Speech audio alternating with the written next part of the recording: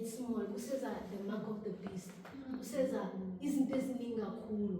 And leyo mark of the beast leyo mayifika angeke ifike izikhona ukuthi hey yimi mark of the beast. But iyofika as a solution to people to say that kuko konke lokho kwenzakalayo nayi solution khethani lo nizophuma ngale ndlela le. And mabathi bazophula ngale ndlela le, then they are cancelling out Jesus Christ being the way, the truth and the life. Because abantu bayobafuna ukudla, abantu bayobafuna umsebenzi, abantu bayobafuna ukuya ezikolweni. Bazobatshela ukuthi solution yakho ukuthi uthole ukudla imark.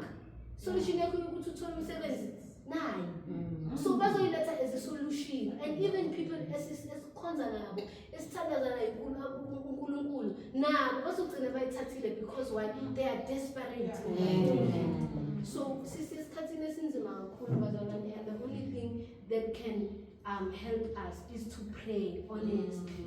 It is to stay in prayer. No thandaza, you are not doing something that is foolish. You are not wasting your time, but you are preparing for the coming of Jesus. Ungathi, ibandla likaNkulunkulu, wherever, where there are churches, wherever there are people gathering, ungathi le ndaba yokuthi uJesu uyabuya singayimemezela kakhulu ukuthi abantu bazoba prepared, abantu bazokwazi ukuthi bayofacana nani. Book of Revelation kusele ngabe manje sikhuluma ngayo, siyachaza ukuthi yini lezindabayana, siyachaza ukuthi kuzoyenzakalani, kuzothiwani, kuzoyiwaphi, kuzoyenzakalani, so that abantu babe prepared. Amen. But siko lokho bazalwane nje ngikhuluma ngako namhlanje, angicabanga ukuthi ngizoba mude kakhulu because I have to go back to school. Namhlanje ngizohamba nje after nje ngihamba because ngisaqhubeka esikolweni asikaqedanga. So bazalwane, so namhlanje bazalwane sizokhuluma ngasamething empilweni ukuthi it's very very important. Ngesikhathi esiphila kiso, isikhathi sokunyama, isikhathi sale suffering ekhona around us, and I don't think that whatever that esizokhuluma ngayo is to discourage or to put anyone in fear. No one must be in fear. Everyone must be prepared. Everyone must be in the right place. There must be positioning so that whenever anything happens, you know exactly what is happening. So, isihloko se-message yami namhlanje, it is desire to know the truth. Desire to know the truth. Langazelela ukwazi iqiniso. Yenza sure ukuthi usendaweni la khona you have a hunger for the truth. Ulambele iqiniso. Wherever you go, wherever you are with, let it be ukuthi whatever it is, you remain in the truth of God. Because bazalwane, there is a difference between what is true and what is the truth. Kunomehluko. Lamagama ungaweva ngathi ayafana. Especially for Isasa, maybe they would think but it's not the same. There is truth and there is what is true. These two things, they are not the same. Amen. And the reason why you need to know between the two is because sipila esikhathini se-deception bazalwane. Esikhathini lana khona angazi deception yini ngesizulu ma ukhohliswa, yebo. Siphila esikhathini lapho unokukhohlisa okukhulu kakhulu. Check ifoni yakho, deception. Bheka i-TV, siyadeceive. Mawumile estradeni nabantu ukhuluma nabo, it's just deception. So this thing here, deception bazalwane, ayiqali manje. Akusiyinto eqale ngo-2026 because manje umhlaba sewuzobhubha. No, it's way back. When we read in the book of Genesis chapter 3 bazalwane, it started there. I mean, I'm a person who I really, if I want to understand something as we I always go back to Genesis because Genesis uyas director usinikeza wonke ama-tools ekumele sibe nawo. So when we look in the book of Genesis chapter 3 bazalwane, ngithanda ukuthi sifunde nje just short the section esiyaziyo bazalwane. Genesis chapter 3 the time when men fell. The time when men fell, the time when Satan and deceive mankind. So, in Genesis chapter 3, from verse 2 to verse 7. bengingathanda ukuthi uma asifundele ngesizulu from verse 2 to verse 7. Bazalwane sifunde incwadi kaGenesis chapter 3. Sithi sihloko ukuwela esonweni. Sicela ukungalithi. Owesifazane wathi enyokeni, singadla izithelo zemithi yasemtsimini, kepha ngezithelo zomuthi ophakathi nensimu uNkulunkulu ushilo ukuthi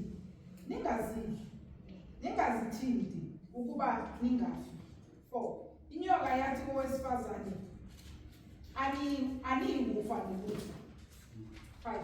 Kepha uNkulunkulu uyazi ukuthi mhla nizidla kuyakuvuleka amehlo enu nibe njengoNkulunkulu nikwazi okuhle nokubi. 6. Owesifazane ebona ukuthi umuthi ulungele ukudliwa nokuthi uyabukeka emehlweni nokuthi umuthi unqanelekile ekuhlakaniphiseni, wathatha izithelo zawo wadla, wanika nendoda yakhe kanye nayo yadla. 7. Ayesevuleka amehlo abo bobabili, babona ukuthi bahambaze, bathunga amaqabunga omkhiwane, bazenzela isibhinqa. Amen. So la bazalwane sifunda khona iyasikhombisa ukuthi i-deception iqale khona la bazalwane. It started here when something that is true was being presented. This is where it started, because uSathane makavela kibo athi kibo verse 5, God knows that in the day you eat of it, your eyes will be opened and you will be like God, knowing good and evil. Lokho Sathane bekakusho lapha bazalwane, it's not entirely false, right? Because mawubona vele amehlo wabo wavuleka, vele bazi okuhle nokubi, but uSathane wakuthatha wasebese ukuhlanganisa nani namanga, ngoba uNkulunkulu wabatshela wathi if you eat of this tree you will surely die. That was the truth of God that God had placed before Adam and Eve. But sibona uSathane enzani, apresenta obutrue, apresenta okubonakalisa ngathi iqiniso, okubonakalisa ngathi vele if you do this thing vele uzoba njeni. Wasekwenzakalani, wasevele mabathatha the fruit amehlo wabo wavuleka, vele bazi okuhle nokubi, because iBhayibheli lithi bazikhavarisha ngama-fig leaves. It's because there's something that they had known that they were not supposed to know. Because uNkulunkulu makathi kibo ningadli lana, bekazi uNkulunkulu ukuthi why ashudala. It was not for them to find out ukuthi experiment sizobona kahle ukuthi kwenzakalani. So masifunda kule chapter le bazalwane siyabona ukuthi uSathane is being revealed bazalwane as the Bible depicts him as ukuthi he is the father of lies. He comes and he disguises himself as an angel of light. Uyavela nalo lelo qiniso nyana lelo for ukuthi wena ungakhuli ukubona ukuthi what is happening here, it is deception. So when we read here in this book bazalwane isikhombisa lokho ukuthi i-deception ayiqali manje ngo-2026. Ya ingadini yase-Eden beyikhona, ukukhohlisa bekukhona, ukukhohliswa bekukhona qali manje. Nalo iqiniso aliqali manje. Masithi desire to know the truth, it's not something thina esizikhandela yona manje, but it is something that has been there from the very beginning. Amen bazalwane. So uSathane uyafika ku-Eve upresenta a half truth. Uthi yazini mawungadla amehlo wakho azovuleka. Mehlo wabo wavuleka, but umbuzo ukuthi wavulekela ini amehlo wabo? What is it that they saw after their eyes opened?